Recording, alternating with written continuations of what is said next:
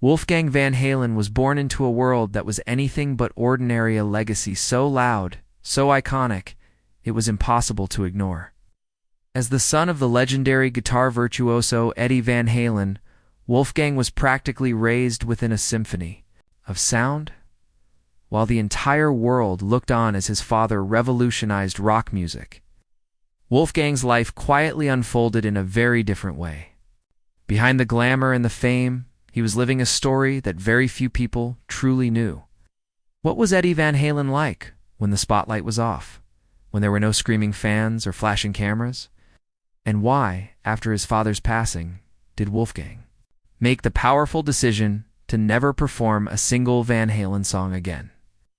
This is the hidden chapter of Wolfgang Van Halen's life, one most people have never heard, and one that might just surprise you. Wolfgang William Van Halen entered the world already surrounded by fame. His father, Eddie Van Halen, wasn't just a musician, he was one of the most influential guitarists in history. His mother, Valerie Bertinelli, was a beloved American actress and household name. From the very beginning, Wolfgang's life was interwoven with celebrity, music, and the towering weight of a legendary surname. Yet beyond the red carpets and magazine covers, Wolfgang's childhood was marked by quiet moments of learning, deep reflection, and a special closeness with his father, a bond that would shape not only who he was, but who he would one day become. Music wasn't just a background soundtrack in the Van Halen household, it was in the air, in the walls, and in Wolfgang's blood. While other children were still mastering the alphabet, Wolfgang was already soaking up the rhythms and tones of hard rock. At home, Eddie Van Halen wasn't the rock god fans saw on stage. He was a passionate, curious musician and a gentle father who encouraged Wolfgang to explore music on his own terms. Eddie never forced instruments onto his son. Instead, he left them around the house, letting inspiration and curiosity take the lead. That inspiration struck early. By the age of 9, Wolfgang had already begun drumming, not with formal lessons or pressure, but by simply playing around and figuring things out for himself. On his 10th birthday, Eddie gave him his very first real drum set.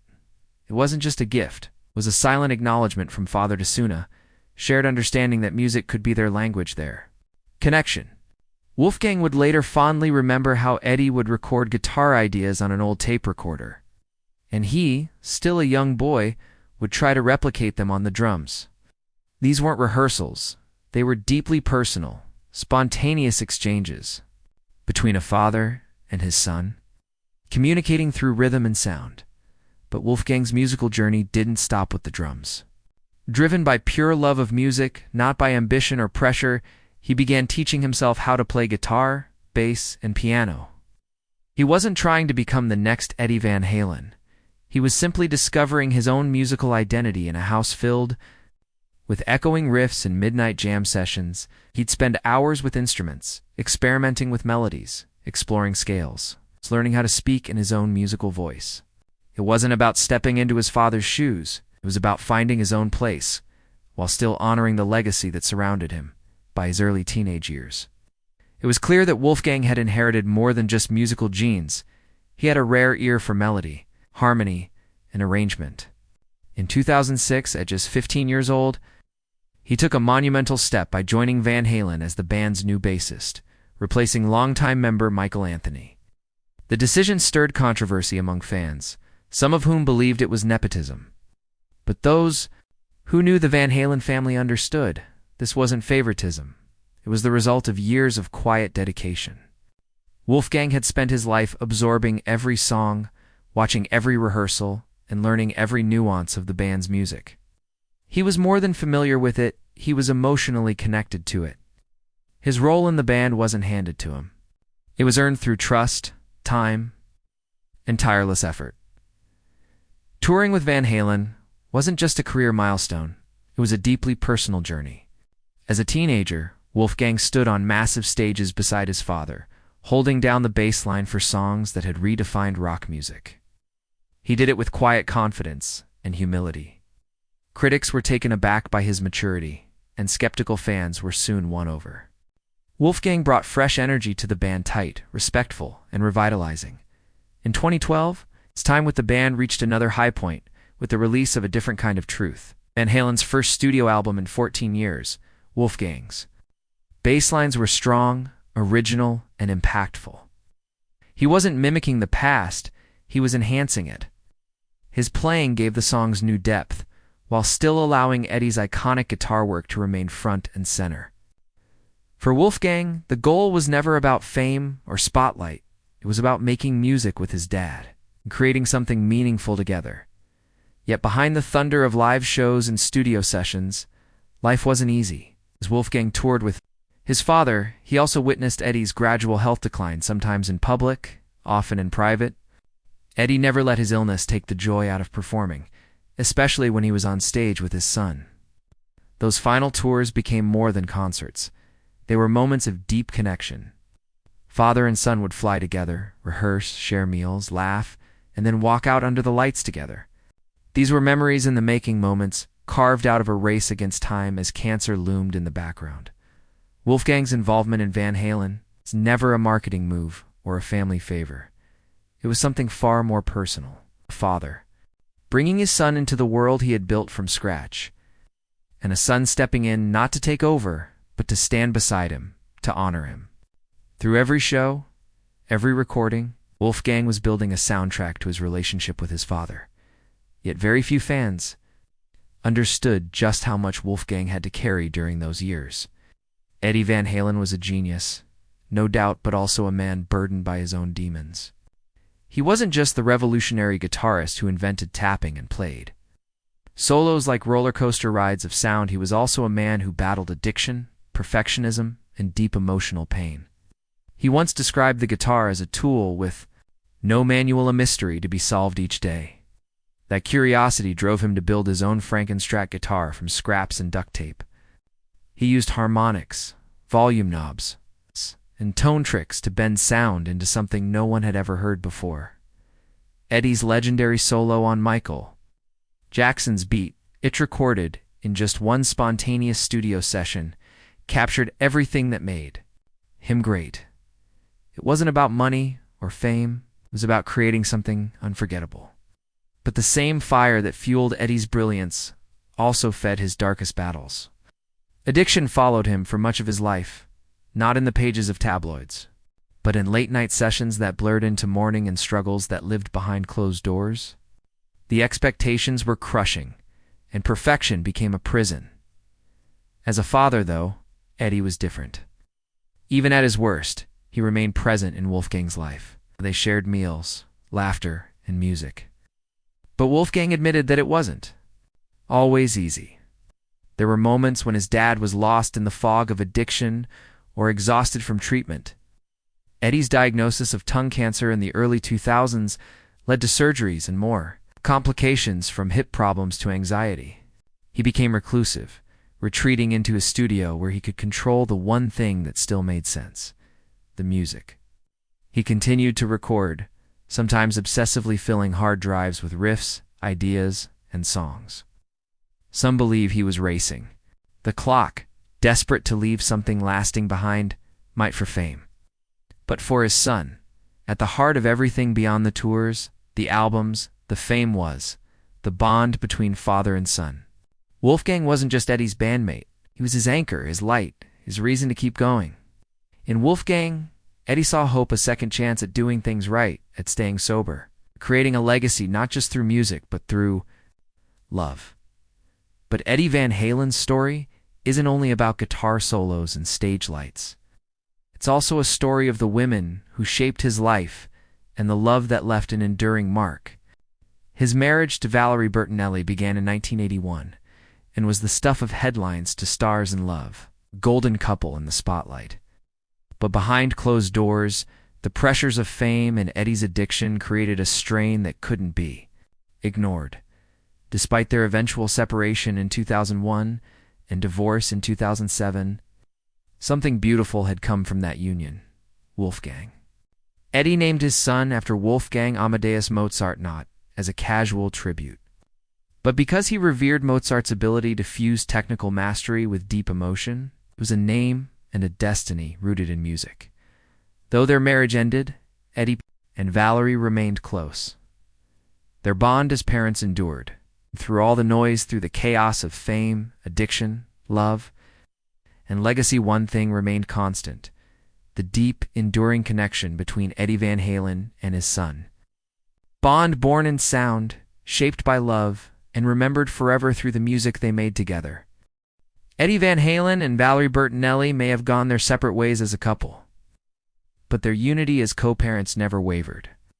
They were always in sync when it came to raising their son, Wolfgang, making sure he grew up grounded, supported, and surrounded by love, despite the enormous pressure of being the child of a music legend. Valerie often spoke about Eddie in interviews with a voice tinged by both affection and pain. She never sugarcoated the fact that they had hurt each other, but she also never denied the powerful connection they shared. That deep emotional bond became especially clear after Eddie's passing in 2020. When Eddie died, Valerie shared a simple but gut-wrenching tribute: "Maybe next time we'll get it right." Those few words carried decades of love, regret, and forgiveness. It wasn't just a goodbye. It was a recognition that their love had never truly vanished. It had simply changed form. Later in life, Eddie found love again when he married Janie Lashevsky in 2009. Janie, publicist and former stintwoman, brought a calming presence to Eddie's often chaotic world. Their relationship was quieter, more private, and more stable. Through some of the hardest years of Eddie's health decline, Janie remained by his side. Though the past could never be completely erased, she gave him a softer, more peaceful chapter, one filled with slower mornings and deeper stillness. Watching his father navigate love, pain, and healing had a profound impact on Wolfgang. He didn't just witness the romantic highs, he also saw the struggles, the arguments, the hard-earned reconciliations, and the never-ending effort it took to co-parent with grace. These experiences shaped his own understanding of love, showing him that true connection isn't always perfect, but it's always worth fighting for. That wisdom followed him into adulthood. In 2023, Wolfgang married his longtime partner, Andrea Alsop, software engineer, who had been by his side through the toughest seasons of his life, from losing his father to launching a solo career and finding his own identity outside the Van Halen name.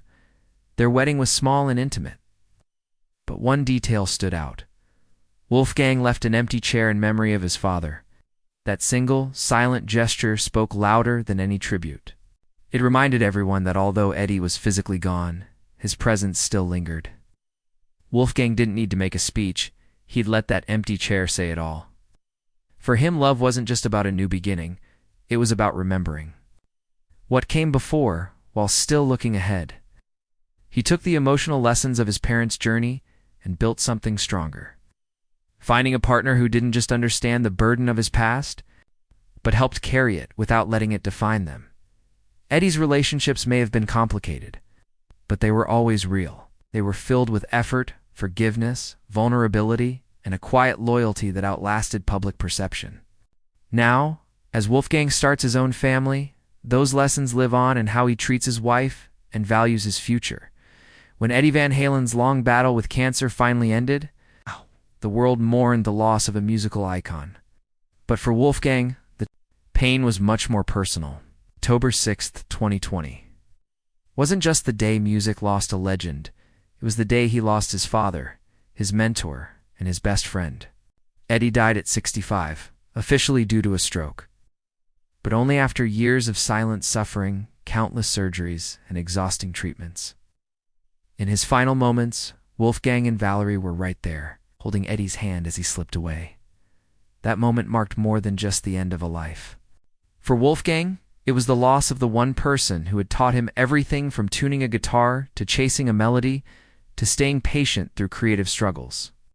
He didn't just lose a father, he lost the one person who had always seen him as a son and not a shadow of his legacy. In the days that followed, Wolfgang shared a heartfelt message with fans, revealing that he often dreamed of his dad.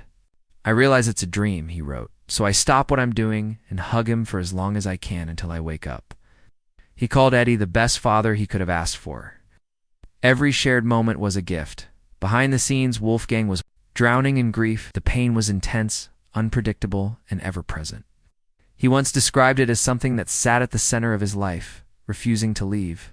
No matter what joy came his way, the grief always crept back in, stealing the instinct to celebrate anything, even his successes.